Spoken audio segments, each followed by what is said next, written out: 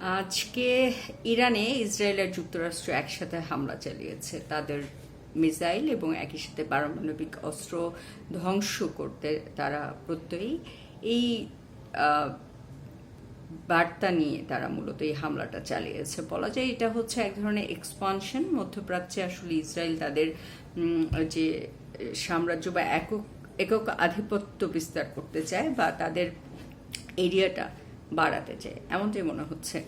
তো আজকের জন্য এটা ছিল বিদেশের সংবাদ। আর দেশের সংবাদ হচ্ছে আজকে এনসিপির বর্ষপূর্তি, 1 বছর পূর্তিতে তারা আসলো। 1 বছরে তারা খুশি হতে পারে যে তারা সংসদে গিয়েছে সম্ভবত 5টা আসন নিয়ে, সেটাও যৌথভাবে জামাতের কিছু ভোট নিয়ে গেছে। অর্থাৎ 1 বছরে তাদের হচ্ছে জনপ্রিয়তা, যদি আপনি এইভাবে মাপতে পারেন, 300টা আসনের মধ্যে 5টা আসন পেয়েছে এবং সেখানে হচ্ছে জামাতের সাথে যৌথভাবে। এবং দুর্ভাগ্যজনক দুঃখজনক যেটাই বলেন, যে প্রথম বছর পূর্তিতে তারা আসলে এই মার্কিন ইসরায়েল আগ্রাসন ডামাডোলে, এদিকে আফগানিস্তান পাকিস্তান যুদ্ধের ফলে তাদের যে অনুষ্ঠান সূচি বা তাদের যে আলোচনায় থাকবার কথা সেটা অনেকখানি পিছিয়ে পড়েছে। এবং সব থেকে বড় ব্যাপার হচ্ছে তারা আজকে দেখার বিষয়, তারা যেসব স্লোগান নিয়ে এগোচ্ছে, ইনসাফ ইনসাফ কায়েম করতে চায়। তো দেখা যাক যে এই বিশ্বের ডামাডোল সিচুয়েশনে, বিশেষ করে মুসলিম বিশ্ব যখন, মুসলিম বলে ট্যাগ দিতে চাই না, বলতে চাই যে বিশ্বের মানুষ যখন শান্তিতে নাই, বিশ্বে যখন অশান্তি বিরাজমান, তখন তাদের অবস্থান কি হয়। এবং যেটা শোনা যায় যে এনসিপি তৈরি হবার পেছনে যাদের যাদের পৃষ্ঠপোষকতা আছে, সেই সব রাষ্ট্র আসলে এই বৈশ্বিক যুদ্ধ পরিস্থিতিতে কি প্রতিক্রিয়া দেখায়, আমি অন্তত সেটা দেখবার অপেক্ষায় আছি। তবে যেটা মনে হচ্ছে যে এই ইসরায়েল ইরান এইটা একটা বড় ধরনের যুদ্ধের দিকে যেতে পারে বা দীর্ঘমেয়াদী সংঘাতে পরিণত হতে পারে, ফিলিস্তিন ইসরায়েল সংঘাতের মতে। তবে একটা বিষয় হচ্ছে যে ইসরায়েল বহু বছর থেকে খুবই আনপ্রেডিক্টেবল আচরণ করে আসছে এবং তাদের একমাত্র খুঁটির জোর হচ্ছে আমেরিকা।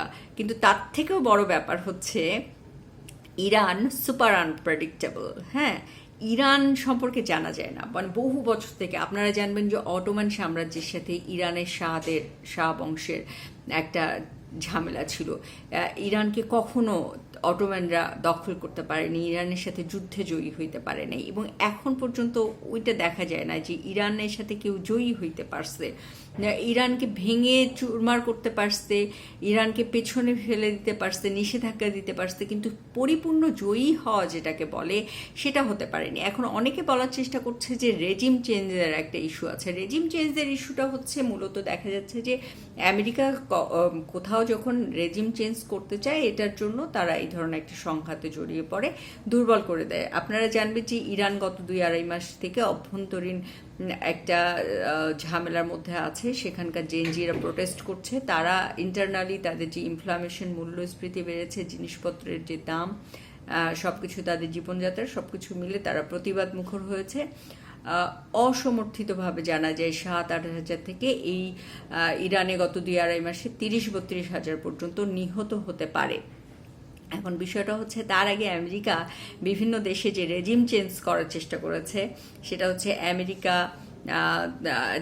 সেটা হচ্ছে বাংলাদেশ, নেপাল, শ্রীলঙ্কা, তারপর ভেনেজুয়েলাতে প্রেসিডেন্টকে তুলেই নিয়ে গেছে।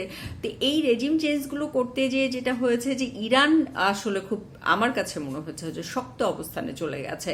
তারা তাদের যে ইন্টারনাল জেনজিদের প্রোটেস্টটাকে তারা খুব তীক্ষ্ণভাবে, খুব কড়াভাবে সেটাকে নিয়ন্ত্রণ করবার চেষ্টা করেছে এবং মার্কিন যুক্তরাষ্ট্রের হাতে আসলে এই যুদ্ধ ছাড়া আমার মনে হয় না রেজিম চেঞ্জের কোনো মানে সুযোগ খুঁজছিল। এই যুদ্ধটা তাদের একটা সুযোগ, সেই সুযোগকে মার্কিন যুক্তরাষ্ট্র এবং ইসরায়েল কিভাবে ব্যবহার করে, মধ্যপ্রাচ্যে তাদের ঘাঁটিগুলোকে কিভাবে করে প্রতিষ্ঠা করে, আরও বেশি শক্তিশালী করে, এটা দেখতে হবে। এবং একই সাথে দেখতে হবে যে ইরান যে কড়া হুঁশিয়ারি দিয়েছে যে তারা কড়া জবাব দেবে, সেটা কতটুকু দিতে পারে। কারণ ইরান বেশ কিছুদিন থেকে, মানে বহু বছর থেকেই আসলে ইরান নানাবিধ অর্থনৈতিক নিষেধাজ্ঞার মধ্যে আছে। এর মধ্যে লাস্ট 2-2.5 মাসে আসলে যে সংঘাতটা দেশের অভ্যন্তরে চলছে, সেটার পরে এই হামলাটাকে তারা কিভাবে জবাব দিবে সেটা একটা দেখার বিষয়। তবে সব থেকে বড় কথা হচ্ছে যে এই সংঘাতটা মূলত পুরো বিশ্বের যে একটা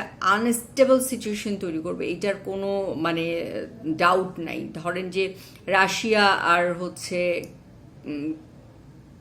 ক্রিমিয়ার মধ্যে যুদ্ধ, রাশিয়া এবং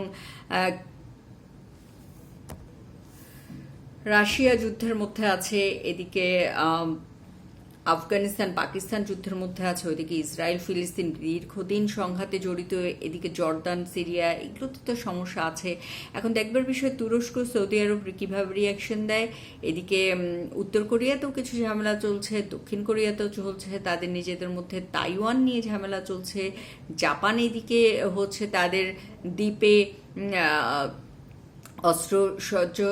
অস্ত্র সংরক্ষণ বাড়িয়েছে।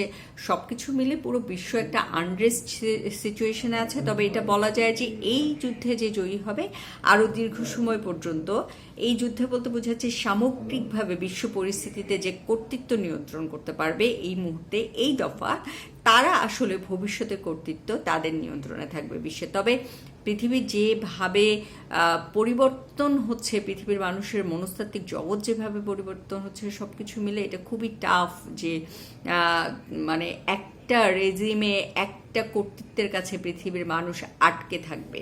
হয়তো যুদ্ধ করা যাবে, সংঘাত করা যাবে, কিন্তু দীর্ঘস্থায়ী শান্তি পৃথিবীতে আনা খুবই কঠিন হবে।